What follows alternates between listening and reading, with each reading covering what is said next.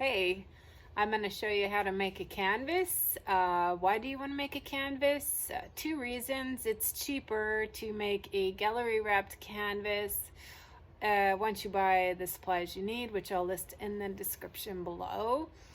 And also because sometimes you just can't find the right size that you need in the store. So let's go ahead and get started right away. So you're going to want a 2x2 piece of wood like that, and you can buy them from Lowe's or Home Depot or any kind of lumber store. And you're going to need a pencil and a ruler. And now you're going to basically decide how big you want your canvas and make two sizes the same. So for example, I want a long but little wider, because at the stores it's usually long and skinny. I'm going to do a long and wide. So I'm going to do like 2 foot by 4 foot or something like that. So this is a angle cutter that I bought from Lowe's. Now it comes with this saw, but all I really use this saw for is to make a mark of where I'm going to cut.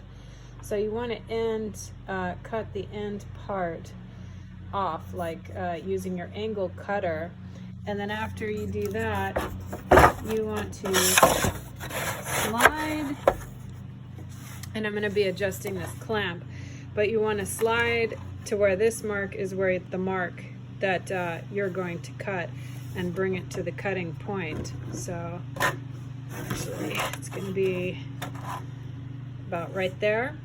So I'm going to go ahead and make my mark on the other side going the other direction. So I used this mark for the bottom, and I'm going to be using this mark for the top. So once you finish cutting your piece of wood, you're just going to line it up to the edge of the other piece of longer wood that's left.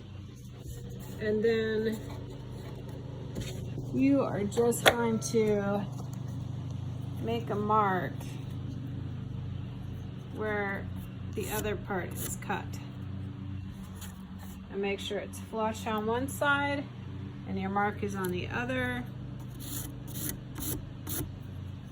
And then we're going to go ahead and start it off with the angle cutter. Once you have two identical sides made, you're going to do the same thing for the side, and you will measure out how long you want your sides to be, and then do the opposite of this cut. So this cut is that cut right there going this way. So for the other side, you're going to want to do this way. So do the exact opposite cut. Drilling a screw in just like that, in through this side and into this side. So we are not done yet. Once you have the canvas outline, then you're going to want to slide up. This is a pre-cut piece, so I'm just going to slide that up, make a mark right here. You're going to make sure that you're not going to want to go past the middle mark. So position it before the middle mark. I'm going to sand the surface. This is where my canvas is going to be going over, so I'm going to go ahead and just sand the top of this real quick. You're going to cut your canvas and make sure that you have plenty of room to overlap your canvas with. Over to the back. So this is where the canvas is not going to be covering, and as you can see, there's a lot of variation here. So you want one side of your canvas to be flat, completely flat. The other side doesn't really matter. You can have it poking out or whatever, as long as you don't have anything poking out in the front of the canvas. So I go around and I just put 3 staples in the middle of each side of the canvas.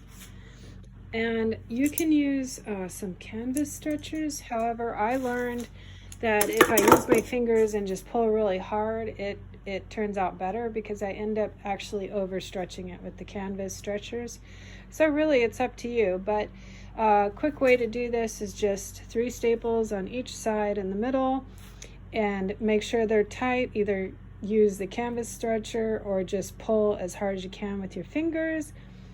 And then we're going to start working outwards to each line and pulling it. Like I said, if you feel comfortable using the canvas stretchers, I always end up overstretching, so I just pull tight with my fingers. I want to point out a quick tip.